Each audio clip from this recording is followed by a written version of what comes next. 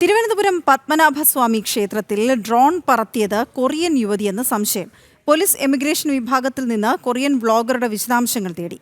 2 ദിവസം പത്മനാഭസ്വാമി ക്ഷേത്രത്തിന് സമീപം യുവതി എത്തിയെന്ന് സ്ഥിരീകരിച്ചിട്ടുണ്ട്.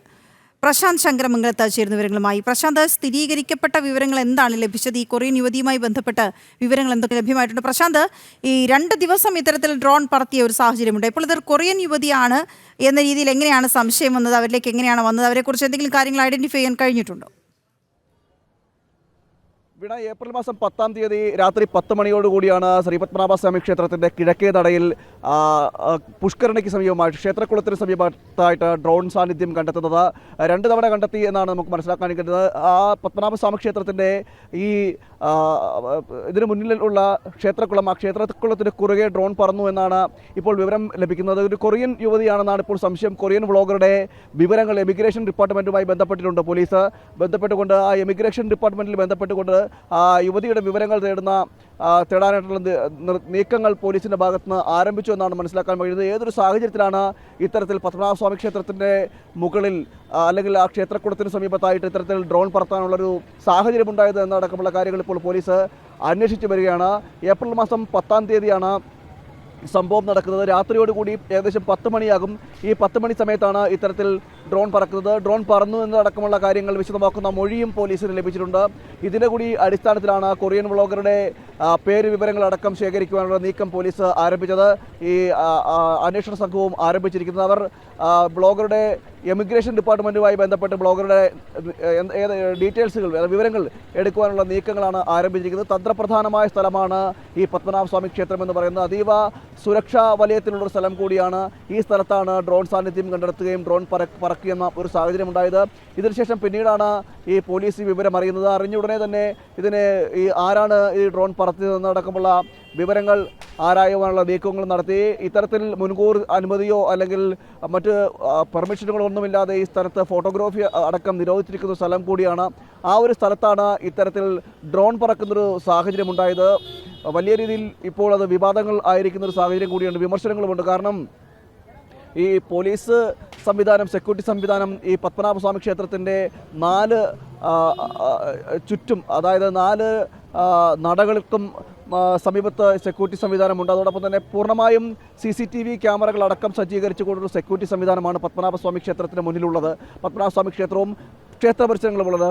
ആ സാഹചര്യത്തിൽ എങ്ങനെയാണ് ഈ ഡ്രോൺ പറത്താൻ ഇടയായത്, ആരാണ് ഡ്രോൺ പറത്തിയത് എന്നതടക്കമുള്ള കൂടുതൽ വിവരങ്ങൾ പോലീസ് തേടേണ്ടിയിരിക്കുന്നു. പോലീസിന് അതിൻ്റെ കണ്ടെത്താനുള്ള ശ്രമത്തിലാണ് പോലീസ് ഇപ്പോൾ നിലവിലുള്ളത്. നിലവിലെ ഒരു അനുമാനം എന്ന നിലയിലാണ് കൊറിയൻ യുവതിയാണ്, ഒരു കൊറിയൻ ബ്ലോഗറാണ് ഇത് ഡ്രോൺ പറത്തിയത് എന്ന് അറിയുന്നത്. എന്തായാലും ഇത് സംബന്ധിച്ച് വിവരങ്ങൾ, വേറെ മറ്റു വിവരങ്ങളൊന്നും പോലീസോ അല്ലെങ്കിൽ ക്ഷേത്രം DCP ഒന്നും പുറത്തുവിട്ടിട്ടില്ല.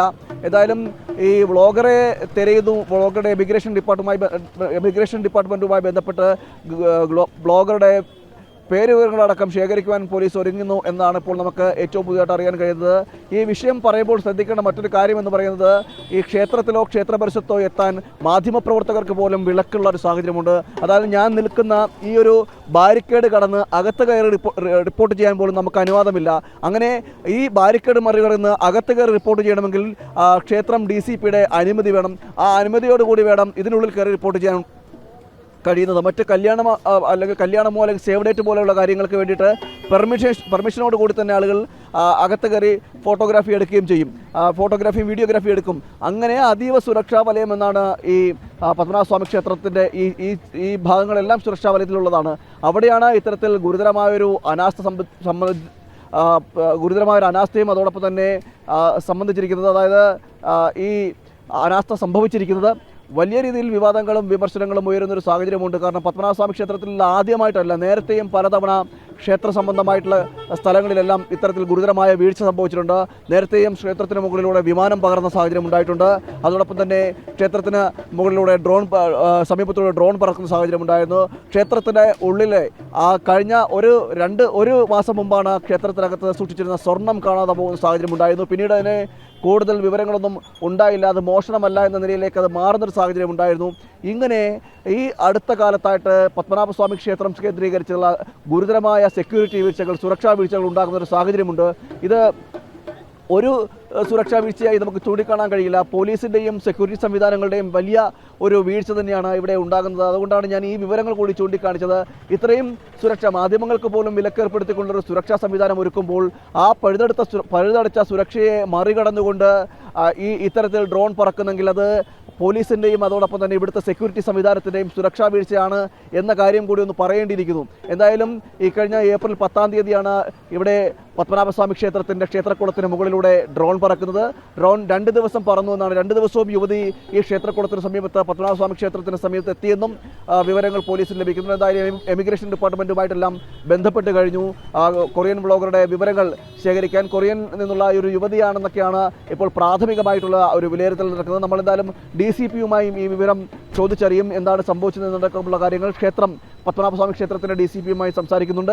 എന്തായാലും കൂടുതൽ വിവരങ്ങളെല്ലാം പുറത്തുവിടുന്നത് DCP-യും അടക്കമുള്ള പോലീസ് വൃന്ദങ്ങളാണ്. അത് ഇതുവരെ കൂടുതൽ പ്രതികരിക്കാൻ തയ്യാറായിട്ടില്ല. എന്തായാലും ഈ വിഷയത്തിൽ ഒരു അന്വേഷണം ഉണ്ടാകും. അതോടൊപ്പം തന്നെ ഈ കൊറിയൻ യുവതി ആരാണ്, അതിൽ എന്താ സാഹചര്യത്തിലാണ് ഡ്രോൺ പറത്താൻ ഇടയായത് എന്നടക്കമുള്ള കാര്യങ്ങൾ പോലീസ് അന്വേഷിക്കുകയും ചെയ്യും. വീണ. ഓക്കെ, ശരി പ്രശാന്ത്.